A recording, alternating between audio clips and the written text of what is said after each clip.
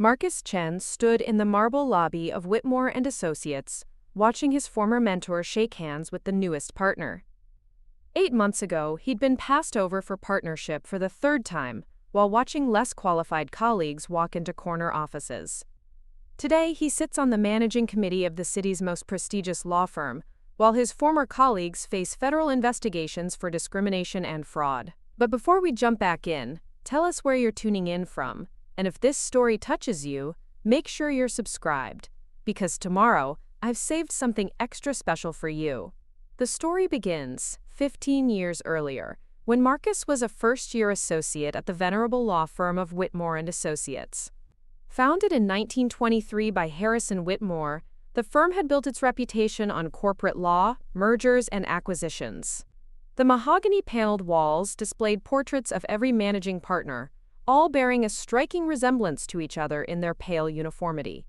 Marcus had graduated summa cum laude from Yale Law School, edited the Yale Law Journal, and clerked for a federal appellate judge.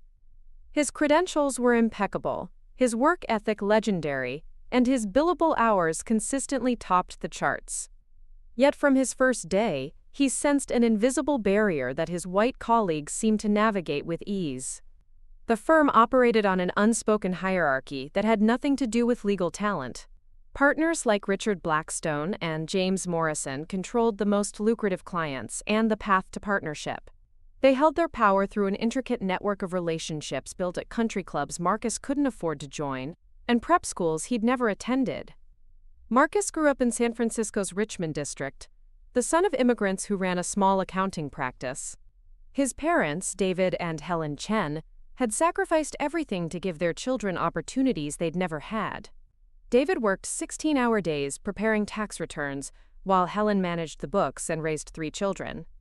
They spoke of the American dream with the fervor of those who'd actually lived it, building something from nothing through pure determination. When Marcus graduated from law school, his parents attended every ceremony, tears streaming down their faces as their son received award after award. David pulled Marcus aside after the graduation dinner at a modest Chinese restaurant in New Haven. "Son," he said in his careful English, "you have gifts we never dreamed of. But remember, you'll have to work twice as hard to get half as much. Don't let anyone convince you that your success threatens theirs." At Whitmore and Associates, Marcus quickly distinguished himself as a brilliant legal mind with an intuitive understanding of complex corporate structures. He worked on mega deals worth hundreds of millions, often pulling all-nighters to perfect documents, while his colleagues delegated the grunt work to junior associates. Senior partner Elizabeth Warren, one of only 3 women partners in the firm's 90-year history, took notice of his exceptional work. Warren had fought her own battles to reach partnership 20 years earlier, breaking through barriers in an era when female lawyers were novelties rather than colleagues. She recognized the quality in Marcus that others seemed determined to overlook. Under her mentorship, Marcus developed expertise in international corporate law, becoming the firm's go-to associate for cross-border transactions. Years passed, and Marcus watched as his entering class gradually advanced through the ranks.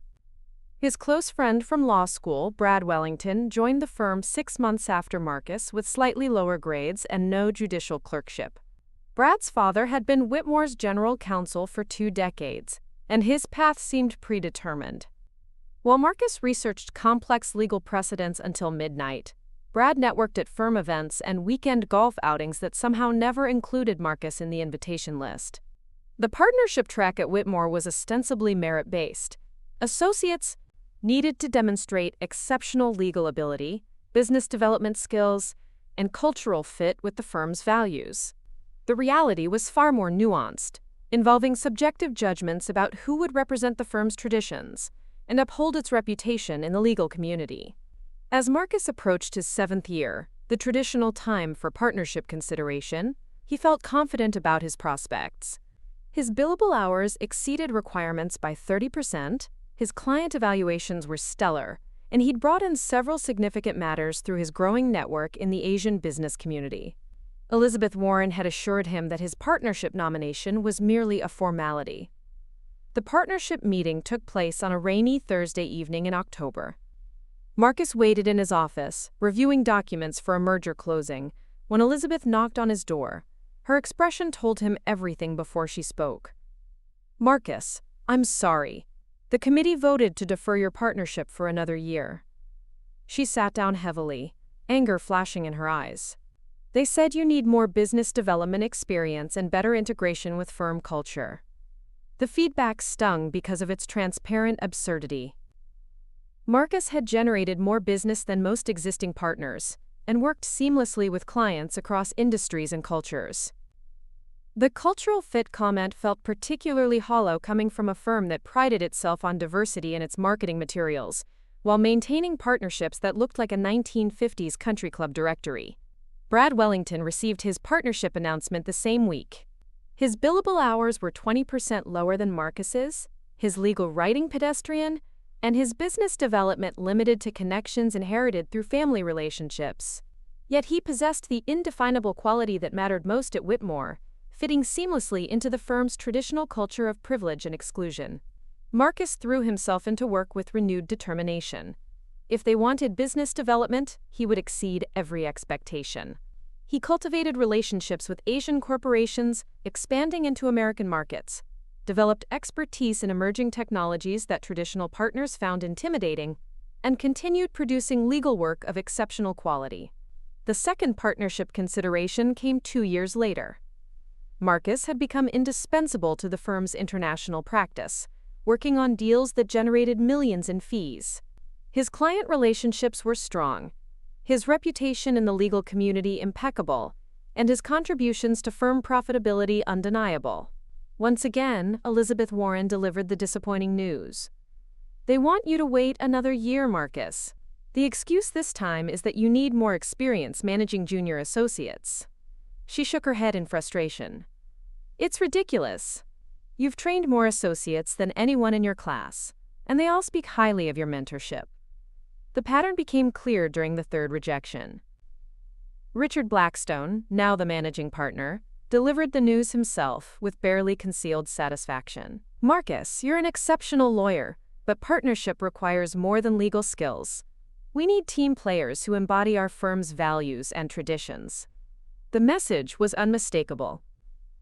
No matter how brilliant his work, how dedicated his service, or how profitable his contributions, Marcus would never be considered worthy of true membership in their exclusive club. He was valuable as a highly skilled employee, but would never be accepted as an equal partner in their enterprise. That evening, Marcus sat in his office overlooking the city lights, contemplating 15 years of excellence rewarded with systematic exclusion. His parents had prepared him for overt discrimination, but they hadn't warned him about the subtle violence of perpetual deferral, the death by 1,000 cuts of being forever almost good enough. The turning point came through an unexpected source. Sarah Martinez had joined Whitmore & Associates as the firm's first Director of Diversity and Inclusion, a position created reluctantly after several high-profile discrimination lawsuits rocked other major firms. Sarah was a Harvard Business School graduate with a background in organizational psychology, brought in to implement programs that would protect the firm from legal liability while maintaining its traditional power structure. What the partners didn't anticipate was Sarah's genuine commitment to systemic change. She'd spent her career studying institutional bias and recognized the patterns at Whitmore immediately. Within her first month, she requested partnership data spanning the previous decade, citing the need to establish baseline metrics for diversity initiatives. The numbers told a devastating story. Over 10 years, 47 associates had been considered for partnership. 31 were white men, 12 were white women, and 4 were attorneys of color. Of those promoted to partner, 28 were white men, 5 were white women, and 0 were people of color.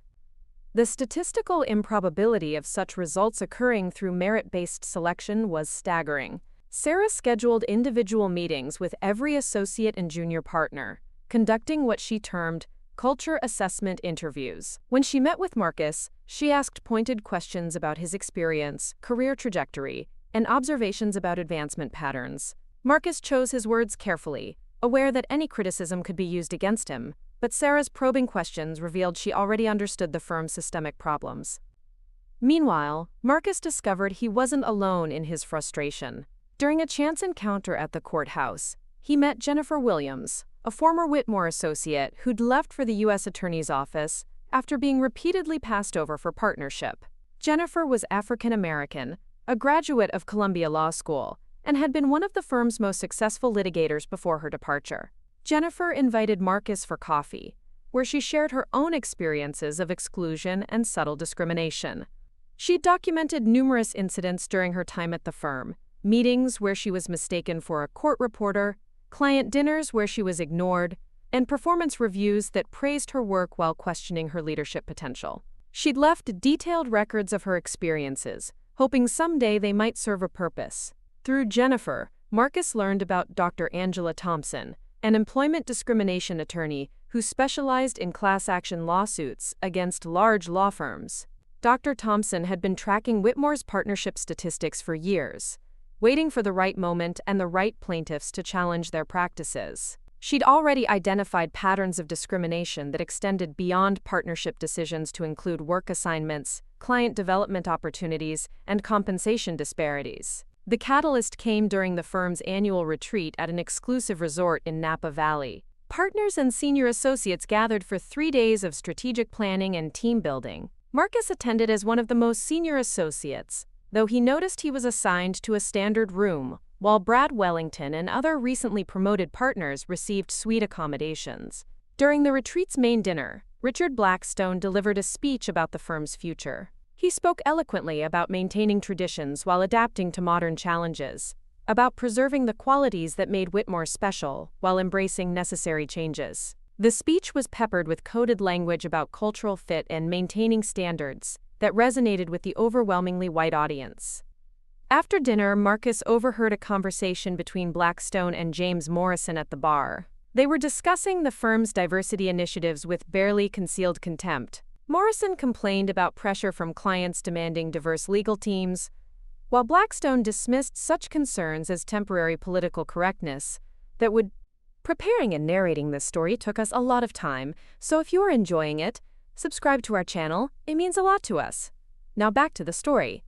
Eventually fade. Most damaging was Blackstone's comment about Marcus specifically. Chen's a brilliant lawyer, but he'll never be partner material. He doesn't understand our client relationships, doesn't fit our culture. We can use his skills without giving him real power. Morrison agreed, adding that keeping Marcus as a senior associate was perfect.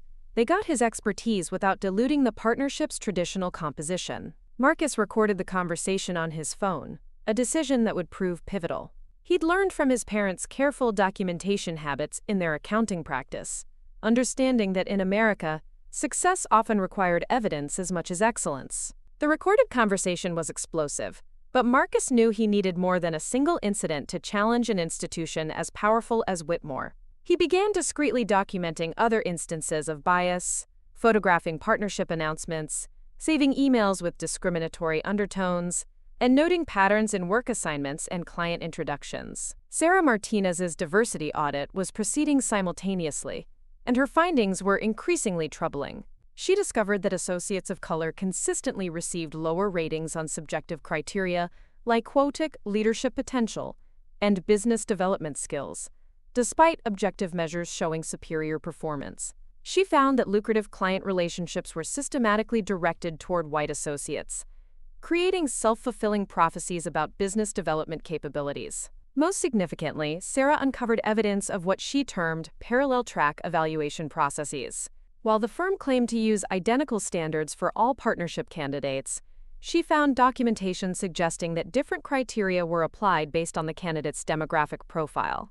Associates of color faced higher billing requirements, more stringent client development expectations, and additional cultural assessment measures that weren't applied to their white counterparts. The firm's email system provided a treasure trove of evidence. Partners who believed their communications were private had exchanged messages that revealed their true attitudes about diversity and inclusion. They complained about client pressure to include diverse lawyers on teams, discussed strategies for limiting minority advancement while avoiding legal liability, and expressed frustration about having to consider political correctness in partnership decisions. Sarah compiled her findings into a comprehensive report that she submitted to the firm's executive committee. Her recommendations were far-reaching: immediate revision of partnership criteria, mandatory bias training for all partners, restructuring of client relationship management, and independent oversight of advancement decisions. She warned that the firm's current practices created significant legal exposure and reputational risk.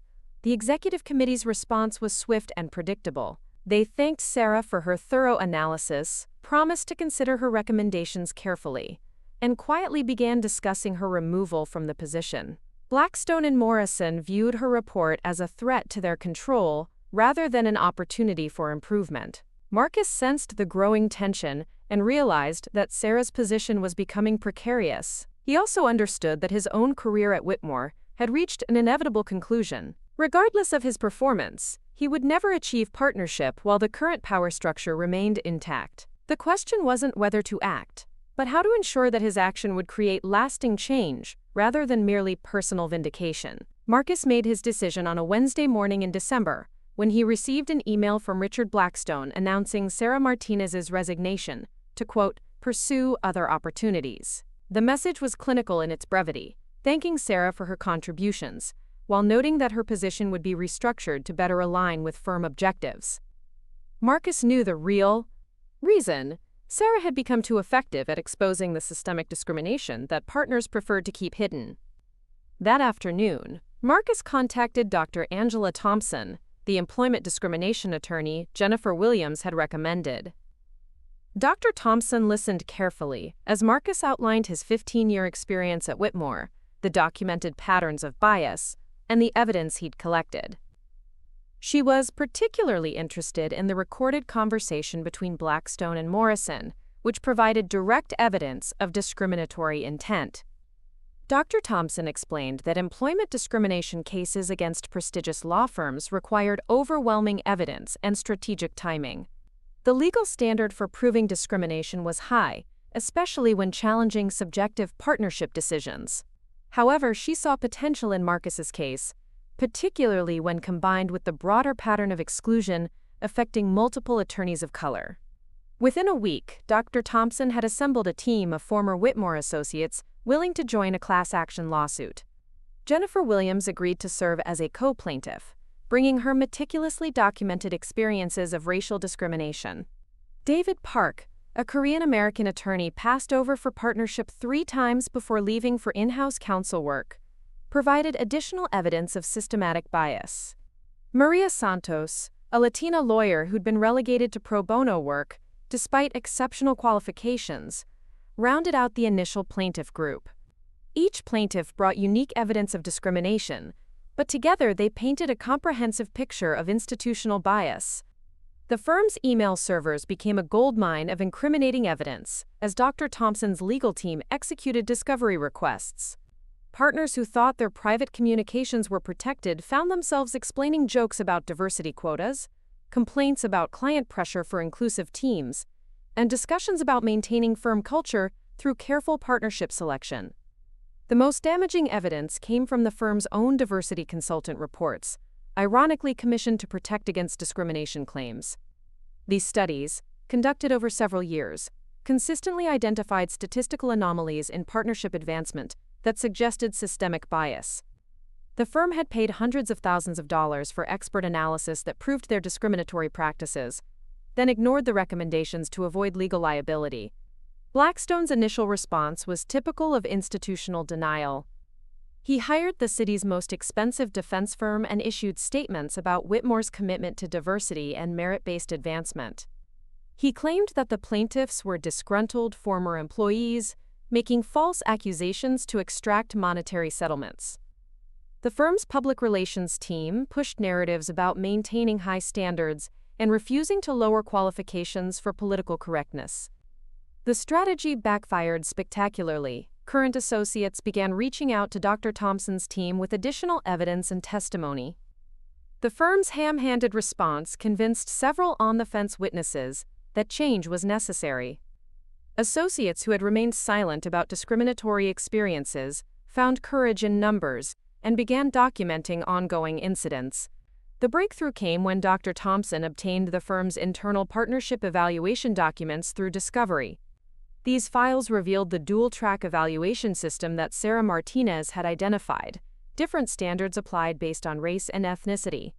White associates received detailed feedback and mentorship opportunities, while attorneys of color faced vague criticisms about cultural fit and leadership style. Most significantly, the documents showed that Marcus had actually scored higher than several successful white candidates on objective measures like billable hours, client satisfaction, and legal writing quality. His partnership rejections had been based entirely on subjective assessments that the evidence suggested were racially motivated. The Federal Equal Employment Opportunity Commission took notice of the case and opened its own investigation into Whitmore's practices. The EEOC's involvement transformed a civil lawsuit into a federal compliance matter, exponentially increasing the pressure on the firm. Major corporate clients began asking uncomfortable questions about their legal representation, worried about being associated with discriminatory practices. Elizabeth Warren, Marcus's longtime mentor, found herself in an impossible position. She'd fought her own battles for advancement and genuinely supported Marcus's career, but she was also a senior partner with fiduciary responsibilities to the firm. In a private meeting, she admitted to Marcus that she'd advocated for his partnership repeatedly, but lacked the political power to overcome the systematic opposition. Warren's testimony proved crucial to the case. As one of the few female partners, she had unique insight into the firm's discriminatory culture and the informal networks that controlled advancement decisions. Her willingness to testify about internal discussions regarding Marcus's partnership bids provided insider perspective that corroborated the plaintiff's claims. The media attention intensified as legal publications began covering the case extensively. The American Lawyer featured a cover story about discrimination in big law, using Whitmore as a case study of institutional bias. The National Law Journal published Marcus's partnership statistics alongside similar data from other major firms, revealing industry-wide patterns of exclusion. Corporate clients started demanding explanations and assurances that their legal teams reflected their own diversity commitments. Several Fortune 500 companies quietly began reviewing their relationships with Whitmore, concerned about reputational risk from association with discriminatory practices. The firm's most profitable relationships were suddenly vulnerable to public relations fallout. Blackstone attempted damage control through a series of interviews where he portrayed the firm as victims of opportunistic litigation. He emphasized Whitmore's long history of excellent legal service and argued that partnership decisions were based solely on merit. However, his defensive posture and refusal to acknowledge any systemic problems only reinforced perceptions of institutional arrogance. The tide shifted decisively when the EEOC issued preliminary findings supporting the discrimination claims. Federal investigators had reviewed thousands of documents and conducted dozens of interviews, concluding that Whitmore had engaged in systematic discrimination against attorneys of color in partnership advancement. The formal finding gave the lawsuit official validation and increased pressure for resolution. Marcus watched these developments unfold with a mixture of satisfaction and trepidation. He understood that challenging such a powerful institution would have consequences, regardless of the outcome. Win or lose, his legal career would be forever defined by this confrontation with systemic discrimination. The settlement negotiations began in earnest when Whitmore's largest client, Global Industries, announced they were conducting a comprehensive review of their legal service providers. The CEO, Patricia Morgan, released a statement emphasizing their commitment to working with firms that reflected their diversity values. The message was clear: continue fighting the discrimination charges and lose the relationship worth $40 million annually. Richard Blackstone found himself in an increasingly desperate position. 3 more major clients had initiated similar reviews, and the firm's recruiting efforts were suffering as top law school graduates declined interviews. The American Bar Association had launched its own investigation into Whitmore's practices, threatening professional sanctions that could affect individual partners' licenses to practice law. Marcus received an unexpected phone call from Thomas Richardson, a senior partner he'd barely interacted with during his tenure at the firm. Richardson was one of the old guard partners who'd built his reputation on white-collar criminal defense, representing executives and politicians in high-stakes cases. His call came at 9 p.m. on a Friday, suggesting urgency that transcended normal business protocols. Richardson's message was straightforward. Several partners were privately discussing Blackstone's leadership and its impact on the firm's future. The discrimination lawsuit had exposed management failures that extended beyond legal liability to fundamental business judgment. Partners were losing confidence in Blackstone's ability to navigate the crisis without destroying the institution they'd spent decades building.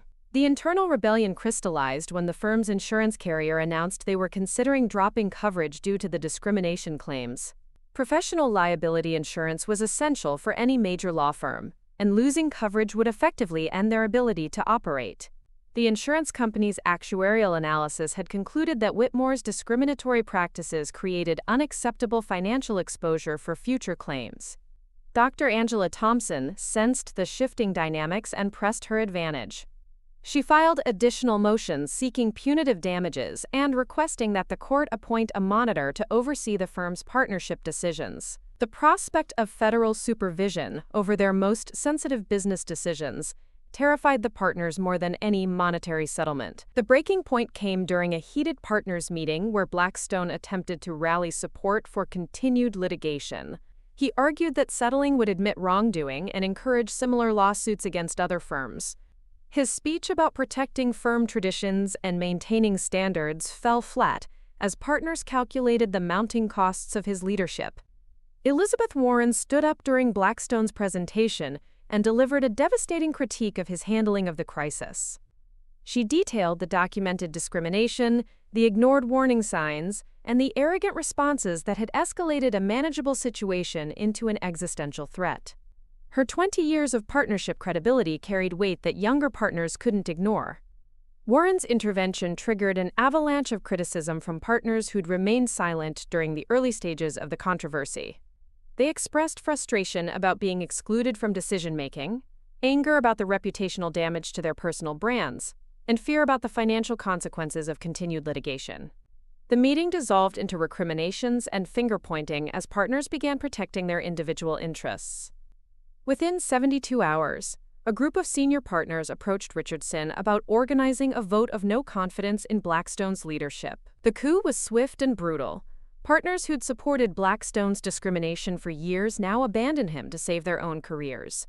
Morrison, his closest ally, was among the first defectors when he realized the firm's survival required new leadership. The settlement terms reflected Whitmore's desperation to end the crisis before complete collapse. The firm agreed to pay $12 million in damages to the plaintiff class, with Marcus receiving the largest individual award recognizing his 15 years of documented discrimination. Beyond monetary compensation, the agreement included comprehensive reforms supervised by a federal monitor for 5 years. The structural changes were revolutionary by legal industry standards. Whitmore agreed to implement blind resume reviews for partnership consideration, eliminating subjective cultural assessments that had been used to exclude qualified candidates.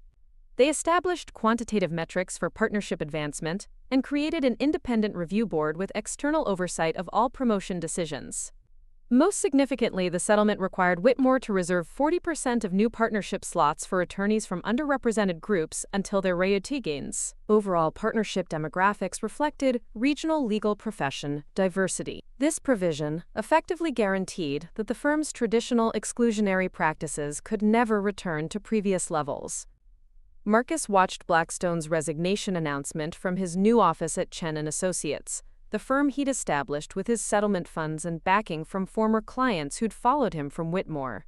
The press release cited Blackstone's desire to pursue other opportunities, avoiding any admission of wrongdoing, but the legal community understood the real reasons for his departure. Morrison's fate was particularly satisfying. His role in the discriminatory partnership decisions had been extensively documented through email discovery, making him unemployable at other major firms. He'd opened a solo practice specializing in personal injury cases, a dramatic fall from his previous position as one of the city's most influential corporate lawyers. The transformation at Whitmore under new leadership was remarkable. Richardson, elected as the new managing partner, implemented the settlement terms with enthusiasm that surprised even the federal monitor. The firm's recruiting improved dramatically as word spread about their genuine commitment to diversity and inclusion. Their client relationships stabilized as corporate legal departments saw tangible evidence of change. Marcus's new firm thrived beyond his most optimistic projections.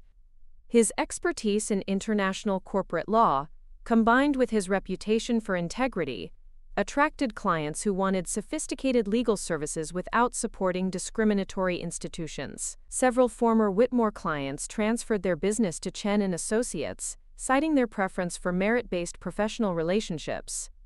The success extended beyond individual vindication to industry-wide impact. Law schools began teaching Marcus's case as an example of successful challenges to institutional discrimination. Other firms preemptively reformed their partnership practices to avoid similar lawsuits, creating ripple effects throughout the legal profession. David and Helen Chen attended the celebration dinner when Marcus's firm reached 50 employees in its second year of operation. David raised his glass and offered a toast that captured the essence of their American journey. "Success is not about proving you belong in their system," he said with tears in his eyes. "Success is building a better system where everyone belongs." Marcus kept a framed copy of his EEOC complaint on his office wall, not as a symbol of past grievances, but as a reminder of the power of documented excellence combined with moral courage. Young attorneys of color visited his office seeking advice and mentorship, understanding that his victory had opened doors that previous generations could never have imagined. The legal profession was slowly changing, one partnership decision at a time, because one attorney refused to accept that his excellence would never be enough to overcome institutional bias. Marcus had learned what his parents always knew. Sometimes the most powerful response to exclusion is not begging for inclusion, but building something better than what excluded you. 5 years later, Marcus stood before the American Bar Association's annual conference, delivering the keynote address on diversity and inclusion in the legal profession.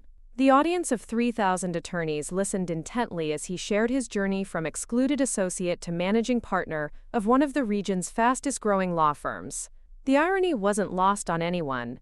The man Whitmore had deemed unworthy of partnership was now recognized as a national leader in legal excellence and professional development. Chen and Associates had grown to 120 attorneys across 4 offices, specializing in complex international transactions and employment law. The firm's unique culture attracted top talent from diverse backgrounds, creating a competitive advantage that traditional firms struggled to match. Their client satisfaction ratings consistently topped industry surveys, and their partnership track record demonstrated that merit-based advancement produced superior results. The transformation extended far beyond Marcus's personal success. The Whitmore settlement had triggered a cascade of changes throughout the legal industry, as firms scrambled to avoid similar litigation. The Association of Corporate Counsel had adopted new standards requiring diversity metrics from their preferred law firms, fundamentally altering how legal services were purchased by major corporations. Richard Blackstone's post-Whitmore career had been a study in diminishing returns. After his resignation, he'd attempted to establish a boutique firm focusing on white-collar defense, leveraging his decades of connections and reputation. However, the discrimination scandal had permanently tainted his professional brand. Potential clients worried about associating with someone whose leadership had resulted in federal civil rights violations.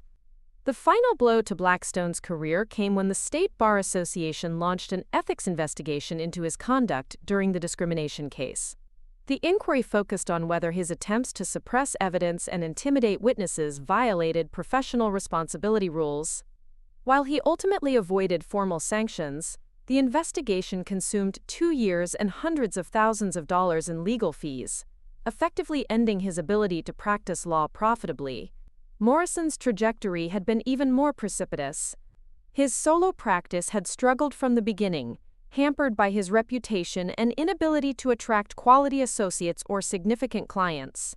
Within 3 years, he'd been forced to close the practice and accept a position as a staff attorney at a document review company, earning a fraction of his former Whitmore salary while performing work typically assigned to recent law school graduates. The broader impact on Whitmore itself had been mixed, but ultimately positive. Under Richardson's leadership, the firm had rebuilt its reputation and client relationships while maintaining profitability, despite the substantial settlement costs. The federal monitor's oversight had initially chafed partners accustomed to autonomous decision-making, but the structured approach to advancement had improved morale and reduced internal politics. Most significantly, Whitmore's partnership now reflected genuine diversity for the first time in its century-long history. Attorneys of color held leadership positions, managed major client relationships, and served on the executive committee that had once excluded them entirely. The firm's recruiting success had improved dramatically, as top law school graduates recognized authentic commitment to inclusion rather than mere marketing rhetoric. Sarah Martinez had resurged in her career after the Whitmore experience, establishing a consulting firm that helped professional service organizations implement sustainable diversity initiatives. Her expertise in identifying and addressing systemic bias made her one of the most sought-after consultants in the industry. She maintained a friendship with Marcus, bonded by their shared experience of challenging institutional discrimination. The ripple effects continued expanding throughout the legal profession. Law schools incorporated case studies of employment discrimination into their curricula, teaching future attorneys about both the legal risks and moral imperatives of inclusive workplaces. Bar associations in multiple states adopted mandatory continuing education requirements focused on bias recognition and elimination.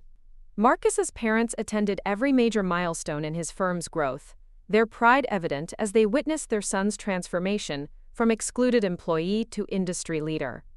David Chen often spoke at immigrant community events about the importance of documentation, persistence, and strategic thinking in confronting discrimination.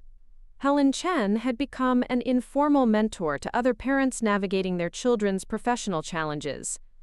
The Chen and Associates office featured photographs of significant moments in the firm's history, including the day Marcus signed his first major client after leaving Whitmore. The images told a story of perseverance rewarded, excellence recognized, and barriers overcome through determination and legal expertise. Young attorneys sought positions at the firm not just for career advancement, but to be part of an organization that embodied their professional values. Corporate clients increasingly sought legal representation from firms that demonstrated authentic commitment to diversity and inclusion. The business case for inclusive practices had become undeniable, as studies consistently showed that diverse legal teams produced superior results for complex matters.